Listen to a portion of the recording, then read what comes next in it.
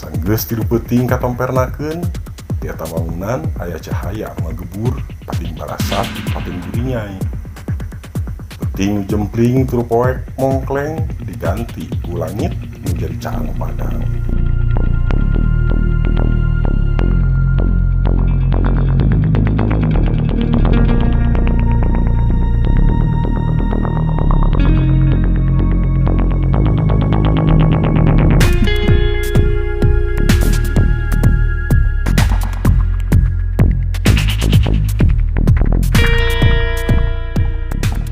Panuhun kanu pada subscribe, kanu acan mangga diantos subscribe na, oge tong hilap, like, share, komen, senarang yang dihurungkeun tanda locengna.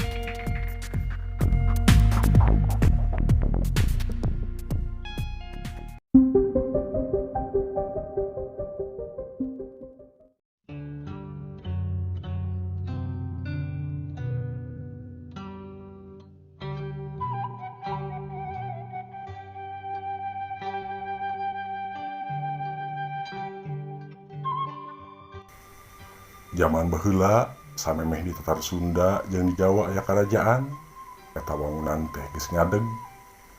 Ceuk beja eta wangunan teh diadegkeun dumasar kamupakatan kaum religi sadunia.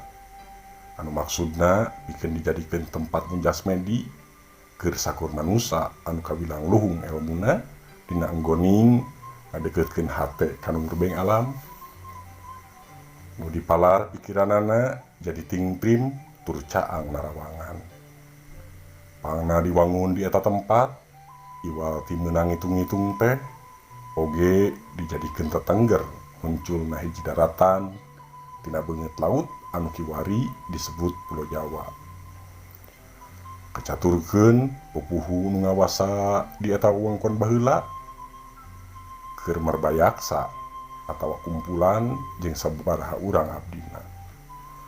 Pok eta pupuhu teh nyarita sorana gentem agem wibawaan.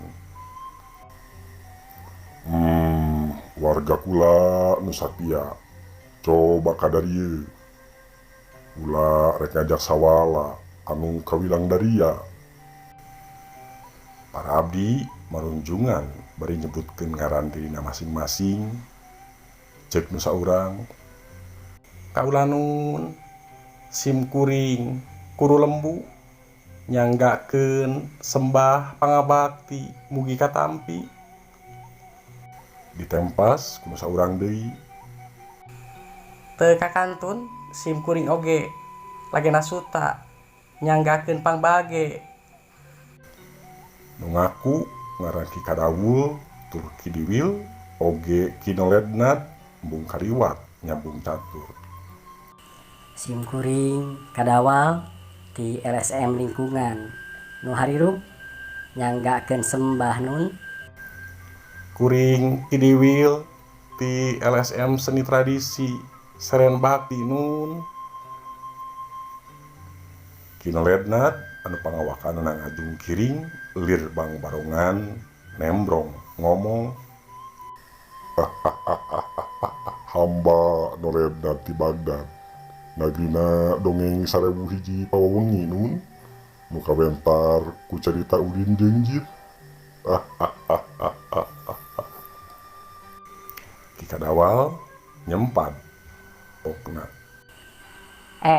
Wanoledna abung bangsa Bedawi nya ari dongeng ti Bagdad mah Aladin jeung jin. Udin jeung jin mah ti Gunung Kidul deuleu. Nolednat nembal mung eleh okna, maksad hamba teh eta ngan salah empon. Pupuhu nyambung deui caritaanana, pangabakti Andika Sakabe katarima kula. Kuru lembu tumanya, Aya pikersalna nun pangna ngempelkeun abdi-abdi sadaya. pupuhu ngajawab,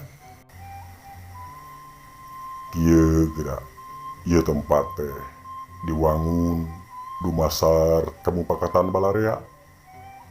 tur di wewengkon ieu pisan kahiji ieu tempat teh jadi tetengger ku ayana daratan anu pohara legana anu samemehna mah sagara tah nu mimiti muncul ka alam caang teh pan wewengkon ieu pisan jeung sabudereunana.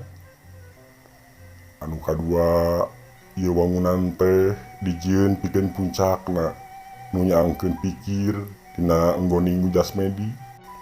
Matak di ieu puncak wangunan teh iwal ti rempag pakakasna oge diembohan ku waditra gamelan nu dipala sangkan anu sakur nu mujasmedi leuwih antep. Maksud kula di dieu ieu wangunan teh candi berengaran naon kira-kirana sangkan balarea gampang nyebutna. Lagena suta ngajawab, Babiraos sim kuring mah ieu tempat teh disagedengeun pangpayuna muncul ka alam caang oge janten tempat pikeun anu bade nyaangkeun pikir. Caang teh pan padang. Kumaha upami wangunan teh dinamian padang? guru lembu ngemprehkeun ka panujuanana. Laras pisan nun eta hiji ciri anu sae. Anu liana oge nandeskeun ka panujuanana. Akur, Panuju lah. Hamba sapakat ceuk kinu letnan. Tapi ki kadawal nyempat mangke heula lur. Ulah dapon sapakat. Bagja jeung cilaka, waluya jeung sangsara. Ngaran di antarana nu jadi syariat. pupuhu motong obrolan. Bener pisan. Ulah sagawaya nundangaran mun hayang tetep waluya. Mata bantuan kula rek mujasmedi pikeun mulu anu rahayu. Mangga nun. Mangga nun. Mangga nun. Sakabeh saur manuk. Pupuhu repeureum rep sidakep sinuku tunggal. Pupuhu jeung abdi-abdina menekung kanu agung nutup panon muka hate niat pancek kanu hiji nyiar ilapat pingaraneun. Kieu upama di pedar mah. Duh Gusti Nu Maha Suci, sembahkeun abdi sadaya. Pangnuduhkeun ngaran nu sae. Sangkan aya kamulyaan. Naon diucapeunana nu dipalar balarea miwanoh jeung gampil nyebatna. Sanggeus tilu peuting katompernakeun di eta wangunan aya cahaya anu ngagebur pating barasat pating burinyai. Peuting nu jempling tur poek mongkleng diganti ku langit nu jadi caang padang. Masyarakat sabudereun eta wewengkon hibur pada daratang pikeun nyaksian kajadian langka. Peuting nu poek mongkleng kasilih ku caang padang. Tah diwangkid harita sakumna masyarakat nyebut eta pitempatan wangunan padang. Sabada jadi ruruntuk tur jadi gunung ngaranna baganti jadi gunung padang. Pemirsa, rupina mung sakitu anu tiasa kapihatur kade ulah hilap dina episode salajengna baris pedar sajarah situs megalit Gunung Padang Cianjur. Kirang langhuna sim kuring nyuhkeun dihapunten billahi taufik wa hidayah.